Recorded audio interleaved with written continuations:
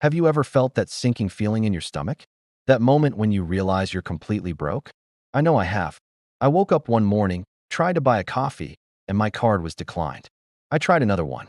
Declined again. A quick check of my bank app confirmed my worst fear. My account was frozen. Every penny I had was locked away. I felt a wave of panic wash over me. But then I remembered something. Tucked inside my phone case was a single, crisp $50 bill. That was it. That was all I had to my name. For a second, the panic came back, stronger this time. $50. How was I supposed to survive on that? But then, a different thought pushed through the fear. Money is just a tool. It's not the end goal. It's the means to an end. And if I used this one tool, this single $50 bill, in the right way, I could turn it into something more. I could build. So, with a surge of adrenaline and a sliver of hope, I grabbed my keys, my phone, and that precious $50, and I headed out the door. I had a plan, a risky one, but it was the only one I had. My destination? The local thrift store. Now, a lot of people go to thrift stores for cheap clothes or quirky furniture. But I wasn't there to shop for myself. I was on a mission. I walked straight past the racks of shirts and jeans and headed right for the electronics shelf. My goal was to find undervalued items with high resale potential. I was hunting for hidden treasure. It's a skill, really, learning to see the value that other people miss. You need to know what to look for, what brands hold their value, and what items have a dedicated collector's market. My eyes scanned the shelves, past the old DVD players and dusty alarm clocks. And then I saw it. Tucked away behind a stack of old landline phones was a vintage Polaroid camera. It looked to be in great shape. I picked it up, checked the battery compartment for any corrosion, and saw the price tag, $15. My heart started beating a little faster. I knew from my time browsing online marketplaces that these cameras, if they worked, could sell for a lot more. This was a good start. I kept looking. My eyes darted around, searching for my next find.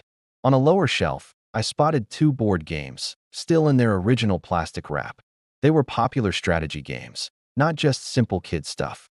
The price? $5 each. $10 for both. That was a no-brainer. Sealed board games are an easy flip because buyers know they're getting a complete, untouched product. I tucked them under my arm next to the Polaroid. My last stop in the store was the shoe rack. This can be hit or miss, but sometimes you strike gold. I sorted through the worn-out loafers and generic sneakers until a familiar logo caught my eye. It was a pair of popular, name-brand sneakers in a classic style. They were a little dirty, but the soles showed very little wear. They just needed a good cleaning. The price tag read $10. I quickly did the math in my head. 15 for the camera, 10 for the games, and 10 for the sneakers. My total was $35. I walked to the register, paid with my $50 bill, and got $15 back in change.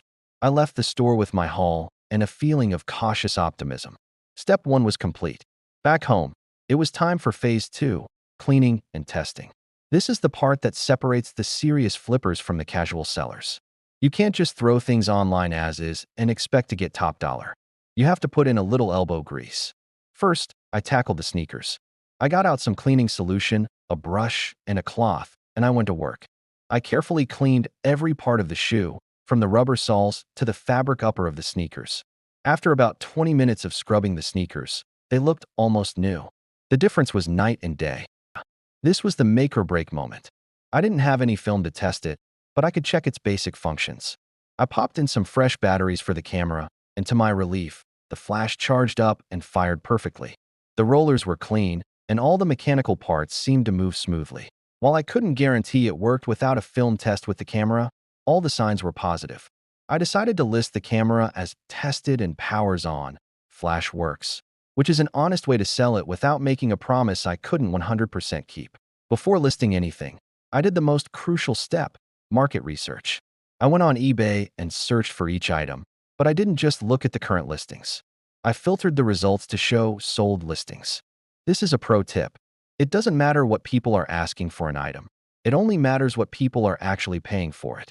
The sold listings showed me that the Polaroid camera was consistently selling for between $60 and $75. The sneakers, in their cleaned-up condition, were going for $35 to $40, and the sealed board games were selling for about $20 each. My potential profit from this $35 investment was looking to be around $120. Now it was time to sell. I decided to list everything on Facebook Marketplace first. It's free, it's local, and it's fast. I took my items outside to get some good, natural light. Bright, clear photos are non-negotiable. I took pictures from every angle, making sure to highlight the best features and be honest about any minor flaws. For the descriptions, I kept them short, sweet, and to the point. I included the brand name, the condition, and a fair price based on my research. I hit post, and then I waited. I didn't have to wait long. Within 2 hours, my phone buzzed. It was a message about the Polaroid camera. A guy was interested and wanted to pick it up the Polaroid camera that afternoon. He showed up, we made the exchange, and he handed me $65 in cash. Just like that, I had already made back my initial $50 investment, plus a $15 profit. The feeling was incredible. The weight on my shoulders started to lift. Later that evening, another message came in. A woman wanted the sneakers. She came by, tried them on, and paid me $35. By the end of the first day, my $35 spent had already turned into $100 cash in hand. Over the weekend, both board games sold to the same buyer for a total of $40.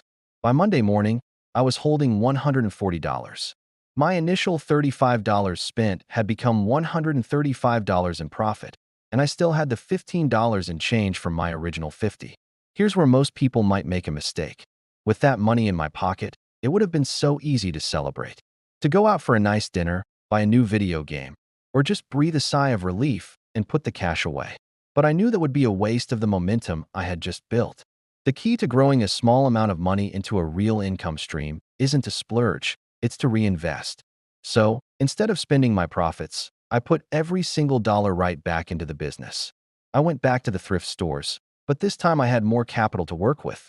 I could buy more items, and I could afford to take slightly bigger risks on things with higher potential profit margins. I also expanded my sourcing. I found a local online auction that sold boxes of used electronics. I won a small lot of used smartphones for a great price.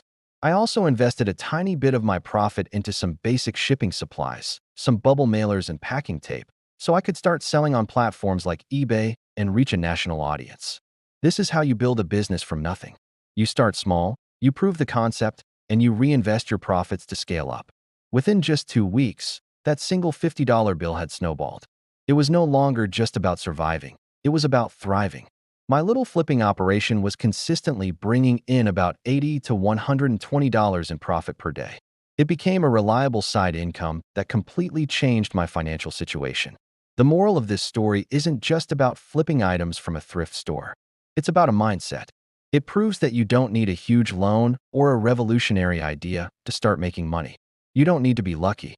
What you need is knowledge, a little bit of creativity, and most importantly, momentum. Once you make that first dollar of profit, you use it to make 2 more. Then you use those 2 to make 10. It's about being resourceful and consistent. With just $50, a willingness to learn, and the discipline to keep reinvesting, anyone can start building an income stream from scratch. It all starts with that first step. So, if you're feeling stuck, remember my story. Look around you. There is value everywhere, just waiting to be found. Thank you so much for watching.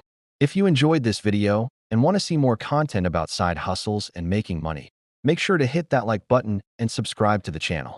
Let me know in the comments what you would do with your last $50. See you in the next one.